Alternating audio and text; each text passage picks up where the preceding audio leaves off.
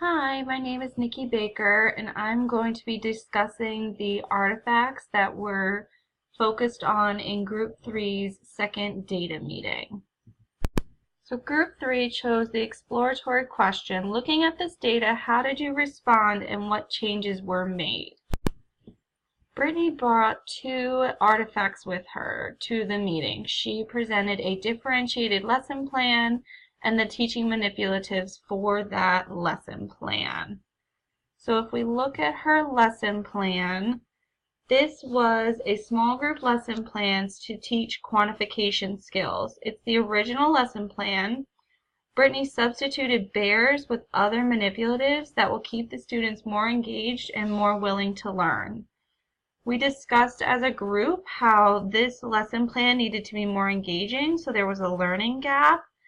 And we rated it a pretty high significance as well as a widespread need among the students, this quantification skill. And so Brittany used these teaching manipulatives. She used the students' favorite cartoon characters to count, as well as physical toys. She also used snacks, such as goldfish, for the students to count.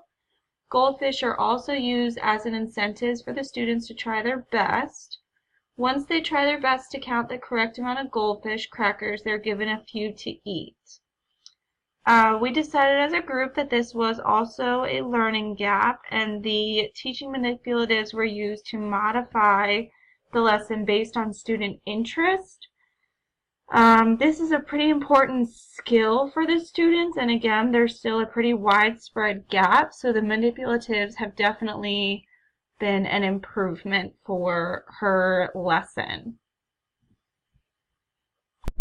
Next, we're going to take a look at the artifacts that I presented to the group.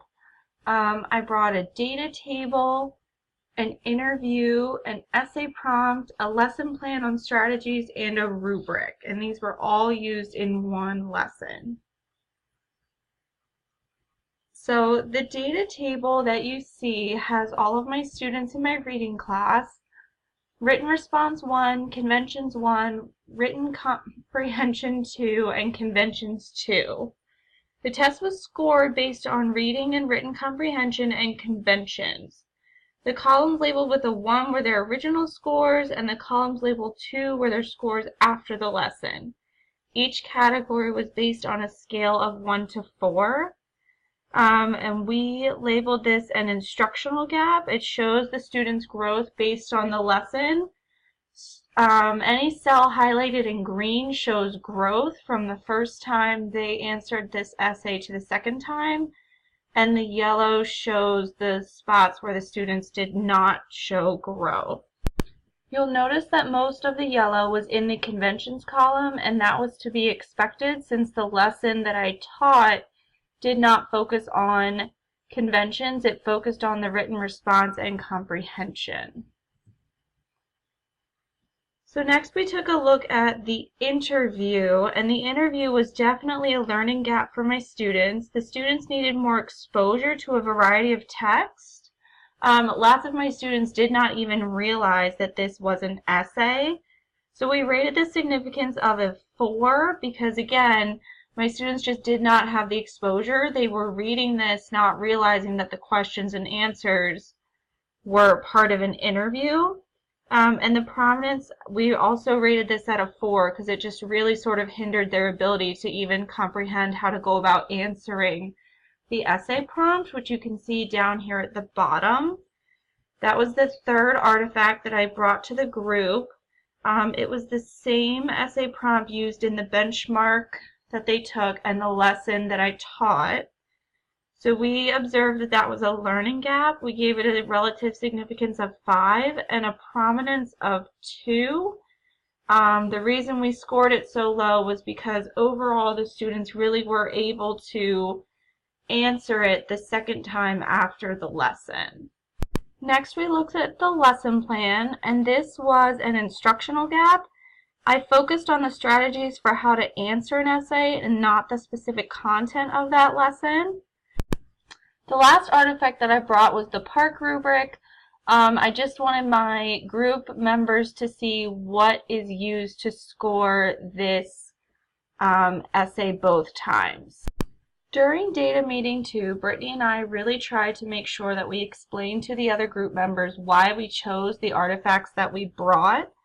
And we really had a great discussion as a group about whether each artifact presented a learning gap or an instructional gap. Some of them almost felt like they could go either way. During this data meeting, I really tried to explain the purpose of my artifacts. I was more focused on the skills about how to respond to an essay prompt on a computer and not just the content of the prompt. I also brought several artifacts so that my team could see the big picture and make the data more meaningful for them. Reflections and suggestions for improvements in data meeting 3. I know that I need to slow down when explaining my data and artifacts. I tend to talk very fast. I also think that we need to keep our group members accountable and reschedule the meeting if not everyone has done the reading and is ready to participate in the discussion. So during data meeting 2, we really looked at the exploratory question for our group. Looking at this data, how did you respond and what changes were made? We had an in-depth data dive in data meeting 1. We discussed our artifacts that we were going to bring, and then data meeting 2, we completed our artifact tracking sheet as a group and really had an in-depth discussion about the artifacts and their significance. And as a result, we've both seen some positive changes being made within our classrooms, and hopefully we will have more data soon to show that based on our responses to our data.